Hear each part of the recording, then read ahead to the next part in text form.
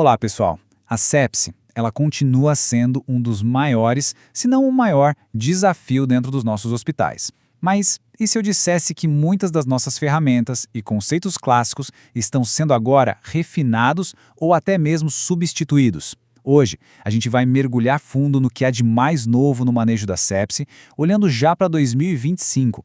E olha, isso aqui não é só uma atualização de diretrizes, não. É uma análise crítica de como a nossa compreensão da fisiopatologia, do diagnóstico e, claro, da terapêutica está evoluindo. E, mais importante, o que isso significa para aquele paciente bem ali, na nossa frente. Bom, para começar, vamos solidificar a base de tudo. A definição que foi consolidada lá no Sepsi 3 é o nosso ponto de partida. E a frase-chave aqui é resposta desregulada do hospedeiro. Pensem no nosso sistema imunológico como um exército de elite. Numa infecção normal, ele age com uma precisão cirúrgica, sabe? Mas na sepse, esse exército enlouquece. A ativação de cascatas inflamatórias com aquela liberação maciça de citocinas, TNF-alfa, interleucinas, vira uma verdadeira guerra civil. O sistema começa a lançar bombas para todo lado, sem discriminação, causando dano endotelial, microtrombose e disfunção mitocondrial. Essa autoagressão, essa resposta completamente caótica que leva à disfunção orgânica aguda. E essa é a verdadeira marca da sepse. Para a gente entender bem onde a gente está hoje, é fundamental olhar de onde viemos. Por décadas, o nosso raciocínio foi guiado pelos critérios da Síndrome da Resposta Inflamatória Sistêmica, a famosa SIRS. O problema é que eles eram muito sensíveis, mas nada específicos. Um grande queimado, um paciente politraumatizado, uma pancreatite grave, todos eles podiam ter SIRS sem ter uma única bactéria envolvida. E na prática, isso levava a um excesso de diagnósticos de sepse e, claro, ao uso desnecessário de antibióticos de amplo espectro, o que só contribuiu para a seleção de bactérias multiresistentes. O Sepsi 3 mudou completamente o paradigma, focando no que realmente impacta o prognóstico, a disfunção orgânica. A gente mudou a pergunta de existe inflamação para essa infecção está causando falência de órgãos? É uma mudança sutil, mas que muda tudo. Então, esse aqui vai ser o nosso roteiro de hoje. A gente começa reenquadrando a sepse como uma emergência médica, depois vamos dissecar a nova ferramenta diagnóstica, o SOFA-2, vamos abordar a primeira hora, que é crítica, o manejo avançado já dentro da UTI, a importância gigantesca do controle de foco infeccioso e, por fim, algo que está ganhando cada vez mais espaço, a jornada do sobrevivente da sepse. Certo, vamos aprofundar nosso primeiro tema. É fundamental que a gente enxergue a sepse não só como um diagnóstico, mas como uma emergência médica que é tempo-dependente. Globalmente, estamos falando de dezenas de milhões de casos por ano. A sepse continua sendo uma das principais causas de morte em UTIs no mundo todo, com uma mortalidade hospitalar que, dependendo da gravidade e do cenário, pode passar fácil dos 40% no choque séptico. E o dado mais alarmante: cada hora de atraso no tratamento aumenta a mortalidade de forma significativa. E aqui está uma mudança fundamental nas diretrizes da Surviving Sepsis Campaign. A implementação de programas de melhoria de performance foi elevada para uma recomendação forte. O que isso quer dizer na prática? Quer dizer que todo hospital deve ter um sistema. Não é mais opcional, não é mais uma boa prática. Isso envolve ter ferramentas de rastreamento ativas, como alertas eletrônicos no prontuário que disparam quando um paciente atinge certos critérios de risco e ter protocolos claros, os POPs, para as primeiras horas de manejo. A mensagem é clara: a abordagem da sepse tem que ser proativa e sistematizada, e não reativa, dependendo do feeling do plantonista. Agora, vamos para a tarefa crítica que é o diagnóstico. Reconhecer cedo é a pedra angular do sucesso no tratamento. Vamos analisar como as nossas ferramentas para identificar a disfunção orgânica ali na beira do leito estão evoluindo e como uma nova ferramenta, o SOFA-2, promete revolucionar a nossa prática, adicionando uma camada de precisão fisiológica que estava faltando. Essa é a pergunta de $1 milhão no manejo inicial da sepse. A nossa capacidade de responder a isso de forma rápida e certeira, seja na emergência, na enfermaria ou na UTI, impacta diretamente a mortalidade. Um atraso no reconhecimento significa um atraso na coleta de culturas, no início dos antibióticos, na ressuscitação hemodinâmica. Na sepse, tempo perdido é músculo cardíaco perdido, é néfron perdido, é neurônio perdido. Simples assim. E aqui a gente tem uma atualização crucial que reflete muito a experiência clínica dos últimos anos. O QSOFA, que foi introduzido lá no Sepsi 3 como uma ferramenta de triagem simples e rápida, se provou bem problemático. Por quê? A sensibilidade dele é muito baixa. Muitos pacientes com sepse confirmada e disfunção orgânica simplesmente não preenchiam os critérios do QSOFA na chegada. Isso criava um falso senso de segurança e levava a um atraso perigoso no tratamento.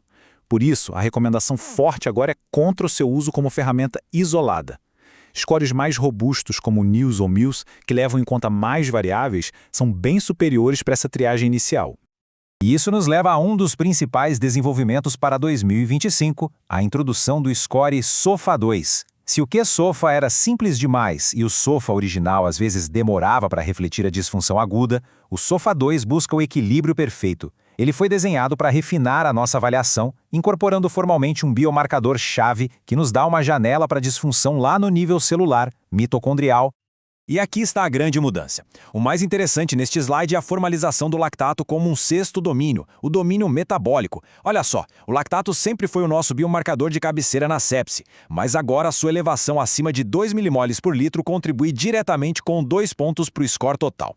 Isso é um reconhecimento formal de que a hiperlactatemia na sepse não é só um marcador de hipoperfusão, mas também de um profundo estresse celular e disfunção mitocondrial, o motor da célula falhando. É um preditor de mortalidade poderosíssimo. Com o diagnóstico suspeito ou confirmado, o relógio começa a correr de uma forma implacável. A primeira hora é absolutamente crítica e pode, de verdade, definir todo o curso da doença. Vamos detalhar agora as ações coordenadas do Hour One Bundle, o pacote da primeira hora, que exige uma comunicação e uma sincronia perfeitas entre a equipe médica, de enfermagem e da farmácia. É ação imediata. Estes 5 passos formam a espinha dorsal da ressuscitação inicial. É uma declaração de melhor prática. Primeiro, meça o lactato, para a gente quantificar a profundidade do choque. Segundo, obtenha as hemoculturas antes da primeira dose de antibiótico. Isso é crucial para não esterilizar as amostras.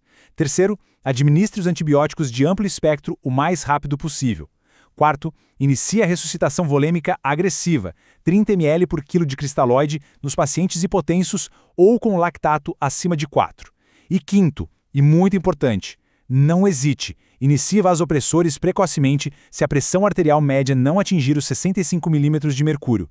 É uma sinfonia de ações que precisa acontecer ao mesmo tempo.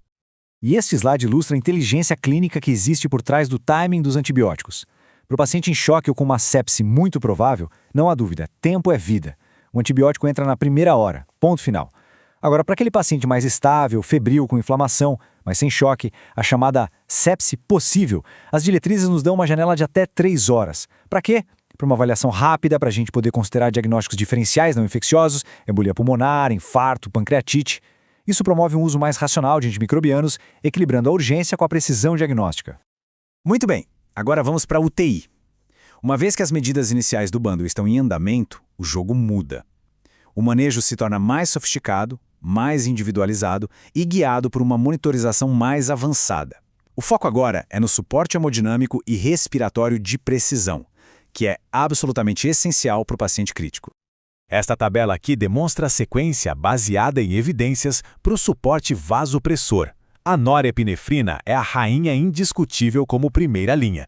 Isso pelo seu balanço ideal de efeitos alfa e beta-1 adrenérgicos. Se as doses de nora começam a escalar, a adição de vasopressina é a jogada de segunda linha. Ela atua em receptores V1, causando vasoconstrição por uma via que não é catecolaminérgica, o que pode permitir que a gente reduza a dose da nora. A epinefrina entra como resgate, mas com o custo de mais taquicardia e hiperlactatemia. E a tarlipressina? Bom, as evidências mostraram aumento de eventos adversos como isquemia de extremidades, sem o benefício claro. Então, ela fica de fora. E quando o pulmão é o órgão de choque, desenvolvendo a SARA, a ventilação mecânica vira uma faca de 2 gumes. Se não for bem manejada, ela pode perpetuar a lesão. A ventilação protetora, portanto, é inegociável. A recomendação é forte. Volume corrente baixo, 6 ml por quilo de peso predito, para evitar volutrauma, e pressão de platô abaixo de 30 cm de água para evitar barotrauma. E na SARA grave, com uma relação PaO2/FO2 abaixo de 150, a posição prona por mais de 12 horas ao dia é uma recomendação forte, porque melhora a relação ventilação-perfusão e já demonstrou benefício em mortalidade. E antes da intubação, o que a gente faz? Na insuficiência respiratória hipoxímica, de novo, as evidências têm favorecido a cânula nasal de alto fluxo, a CNAF. Por quê? Um grande ensaio clínico mostrou melhora de sobrevida com CNAF em comparação com a ventilação não invasiva, a VNI. A VNI pode ser prejudicial nesse cenário. Ela pode mascarar uma piora clínica, atrasando uma intubação que já era necessária, e o paciente pode gerar grandes volumes e pressões, causando lesão pulmonar auto-infligida. A CNAF, por outro lado, oferece um PEP fisiológico, lava o espaço morto e melhora muito o conforto, sendo uma ponte mais segura. Agora, um ponto crucial. A ressuscitação e o suporte de órgãos, por mais agressivos que sejam, não adiantam nada se a gente não atacar a causa raiz. A gente precisa, em paralelo, identificar e controlar a fonte da infecção. Pensem assim, um navio afundando não pode ser salvo só bombeando água para fora. É preciso, e com urgência, tapar o buraco no casco.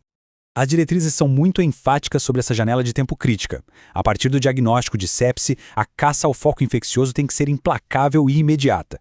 E sempre que uma intervenção for necessária e possível de ser feita, ela deve acontecer, idealmente, dentro de 6 a 12 horas.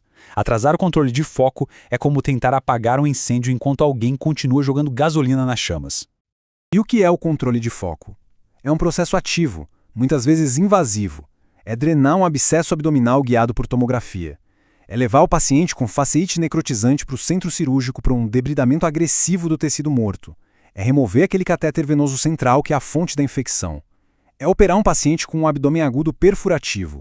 E isso exige uma abordagem multidisciplinar muito ágil, com comunicação direta entre intensivistas, cirurgiões e radiologistas intervencionistas. E sobre os antibióticos, dar a droga certa não é o suficiente. É preciso dar na dose certa para aquele paciente específico. O paciente séptico tem uma farmacocinética completamente anárquica, por isso a dose tem que ser guiada por princípios de PK/PD. Para beta-lactâmicos, que são tempo-dependentes, o objetivo é maximizar o tempo que a droga fica acima da concentração inibitória mínima. Isso dá suporte ao uso de infusões estendidas ou contínuas. Para a vancomicina, o alvo é a área sobre a curva, o que exige monitorização de nível sérico. A dose de ataque é crucial, mas a manutenção precisa ser ajustada. Tão importante quanto começar o antibiótico certo é saber a hora de parar. A desescalada é uma parte fundamental do manejo. E a procalcitonina, um biomarcador que tende a subir em infecções bacterianas e a cair com tratamento eficaz, pode ser uma ferramenta muito útil aqui. Uma queda significativa nos níveis de procalcitonina, associada à melhora clínica do paciente, nos dá mais segurança para reduzir o espectro ou até suspender a antibiótico-terapia, diminuindo a pressão seletiva e os efeitos adversos. E por fim, o nosso trabalho não acaba quando o paciente tem alta da UTI. Para muitos, sobreviver à batalha aguda da sepse é só o começo de uma longa e difícil jornada de recuperação, cheia de desafios físicos, cognitivos e emocionais que podem durar meses ou até anos. É nosso dever conhecer e educar sobre a síndrome pós-sepse. Ela é uma constelação de sequelas de longo prazo. A gente está falando de fraqueza muscular adquirida na UTI, que torna difícil subir um simples lance de escadas, de déficits cognitivos, o chamado brain fog, que impedem o retorno ao trabalho, e de uma carga imensa de ansiedade, depressão e até transtorno de estresse pós-traumático. Reconhecer, validar esses sintomas e encaminhar esses pacientes para reabilitação e suporte é parte integral do nosso cuidado. E esta declaração de melhor prática ressalta um ponto fundamental. Cuidado paliativo não é sinônimo de cuidado de fim de vida, de forma alguma. É uma abordagem que foca no alívio do sofrimento, seja ele físico, emocional ou espiritual. Integrar a comunicação, o manejo de sintomas e o suporte à família, desde o início da internação na UTI, é crucial para um cuidado que seja verdadeiramente holístico e centrado no paciente. Portanto, o ponto crucial é que uma transição de cuidado bem planejada é vital. E isso começa com discussões precoces sobre as metas de cuidado. Envolve a família no planejamento da alta. Exige uma reconciliação medicamentosa meticulosa para a gente evitar erros. E termina com o sumário de alta completo, que não apenas lista diagnósticos, mas informa o próximo cuidador sobre as complicações, as sequelas prováveis e qual o plano de reabilitação. Em resumo, o manejo da sepse em 2025 exige uma abordagem sistematizada, diagnósticos mais precisos com ferramentas como o SOFA2, uma execução impecável do Hour One Bundle e um foco incansável no controle de foco e na otimização da antibiótico-terapia. Mas, talvez o mais importante, exige que a gente olhe para além da fase aguda, reconhecendo e planejando a longa jornada de recuperação do sobrevivente. A sepse é um campo em constante evolução. Por isso, siga os conselhos do ET Belu e busque conhecimento.